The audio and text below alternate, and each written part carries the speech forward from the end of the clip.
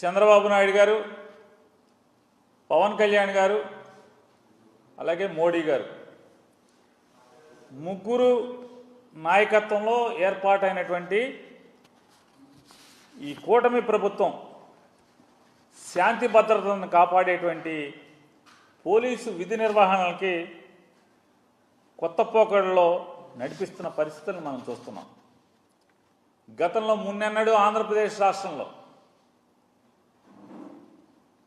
ఉమ్మడి ఆంధ్రప్రదేశ్ రాష్ట్రంలో కూడా ఏ రోజు కూడా చూడనటువంటి పోలీసు విధి నిర్వహణలో కొత్త పోకడల్ని ఇవాళ ఈ కూటమి ప్రభుత్వంలో వీళ్ళ ముగ్గురు కలిసి నడిపిస్తున్న పరిస్థితులు మనం చూస్తున్నాం. పాత రోజుల్లో బీహార్ రాష్ట్రంలో, ఉత్తరప్రదేశ్ రాష్ట్రంలో అక్కడ ఇటువంటి ప్రభుత్వ ప్రేరేపిత హింసను మనం చూసిన పరిస్థితులను మనకి గతంలో జరిగిన పరిస్థితులు చూసాం. గతంలో ఏదైతే హింస, మరీ ప్రత్యేకించి రాజకీయ హింస పట్టపగ్గాలు లేని పరిస్థితుల్లో ఉత్తరాది రాష్ట్రాల్లో ఎక్కడెక్కడైతే జరిగినాయో ఇవాళ ఆ రాష్ట్రాలు కూడా చాలా బాగుపడినాయి. ఆ పాత సంఘటనల్ని, రాజకీయ నేర సంఘటనల్ని కూడా మళ్ళీ మనకి కళ్ళకు కట్టినట్టుగా ఇవాళ చంద్రబాబు నాయుడు గారు, పవన్ కళ్యాణ్ గారు, మోడీ గారు ముగ్గురి కూటమి ప్రభుత్వం ఇవాళ ఆంధ్రప్రదేశ్ రాష్ట్రంలో మళ్ళీ మన కళ్ళకు కట్టినట్టుగా చూపిస్తున్న పరిస్థితులు చూస్తుంటే రోజు రోజుకి హింసని రెట్టింపు చేస్తూ,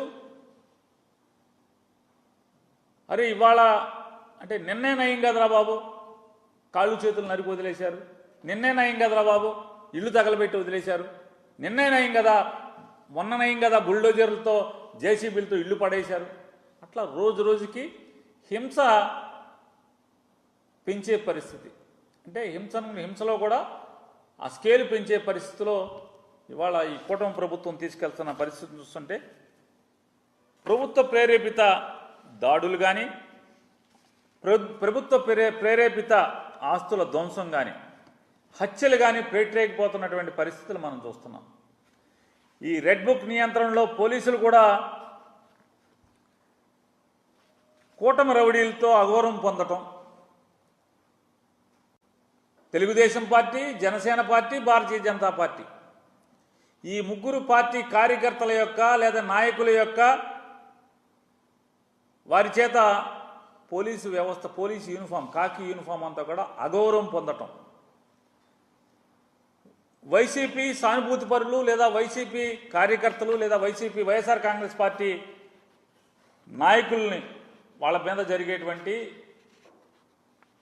కూటమి ప్రభుత్వ ప్రేరేపిత హింసకి సాక్షులుగా నిలబడటం. పోలీసులందరూ కూడా వైఎస్ఆర్ కాంగ్రెస్ పార్టీ జగన్ మనుషుల పట్ల, జగన్ జెండా మోసేటువంటి మనుషుల మీద దాడులు కానీ, హింస కానీ, లేదా వాళ్ళ ఆస్తుల ధ్వంసం కానీ, లేదా హత్యలు కానీ జరుగుతుంటే ఆంధ్రప్రదేశ్ రాష్ట్రంలో పోలీసులు సాక్షులుగా మిగలటం. పోనీ సాక్షులుగా అంటే పోనీ నిజంగా ఎఫ్ఐఆర్లో సాక్షులుగా వస్తున్నారంటే అసలు మేము లేవని చెప్పని ఎఫ్ఐఆర్లు రాస్తున్నారు. పోలీసు సమక్షంలో అక్కడ హింస జరుగుతున్నా కూడా ఎఫ్ఐఆర్లో ఎక్కడా కూడా పోలీసు మా ముందే జరిగింది, మేము చూసాము సుమ్ముటొక రాయాలి కదా. కానీ దురదృష్టం, రెడ్ బుక్ రాజ్యాంగం, రెడ్ బుక్ ప్రేరేపిత లా అండ్ ఆర్డర్ ఇది. పోలీసులు ఎక్కడా కూడా వాళ్ళు సాక్ష్యం చెప్పరు, వాళ్ళ ముందే మర్డర్లు జరుగుతూ ఉంటాయి. వాళ్ళు ఎక్కడ కూడా స్టేట్మెంట్లో కానీ, ఎఫ్ఐఆర్లో కానీ పలానా ఆయన పోలీస్ ఆయన ఉన్నాడు, పలానా ఎస్ఐ ఉన్నాడు, పలానా సిఐ ఉన్నాడు, పలానా ఏసీపీ ఉన్నాడు, లేదా పలానా కానిస్టేబుల్ ఉన్నాడు, హెడ్ కానిస్టేబుల్ ఉన్నారని కూడా ఎక్కడ ఎఫ్ఐఆర్లో మెన్షన్ చేయరు. కానీ వాళ్ళు దగ్గరుండి అచేతనులై అలా చూస్తూ, అవసరమైతే వాళ్ళతో తిట్లు తింటూ, వాళ్ళతో తన్నులు తింటూ, అరే నిన్ను విఆర్కి వెళ్తావా, విఆర్కి పంపిస్తావరా, నిన్ను సిఐని, ఎస్ఐని, డిఎస్పీని కూడా ఏరా ఒరే నిన్ను విఆర్కి పంపిస్తావరా అని తిడుతున్నా మాట్లాడరు, కాలర్ పట్టుకున్నా మాట్లాడరు. చంపుతున్న వైఎస్ఆర్ కాంగ్రెస్ పార్టీ వాళ్ళని మర్డర్లు చేస్తున్న పోలీసు నుండి కూడా కనీసం సాక్ష్యానికి కూడా వచ్చే పరిస్థితి ఆపట్లేదు. చంపుతుంటే, నరుకుతుంటే ఆపట్ల, పొడుస్తుంటే ఆపట్ల, కానీ సాక్ష్యంగా కూడా రావాలి కదా, వాళ్ళ డ్యూటీ అదే కదా. సుమోటోగా నా ముందే జరిగింది, నేనే సాక్ష్యం అని చెప్పి రావాలి కదా. అది కదా కాకి యూనిఫామ్ చేయాల్సింది. కానీ రెడ్ బుక్ రాజ్యాంగం రారెవరు, అలవాటుగా మారిపోయిన పరిస్థితులు ఇవాళ పోలీసులు యొక్క విధి నిర్వహణ చూస్తుంటే.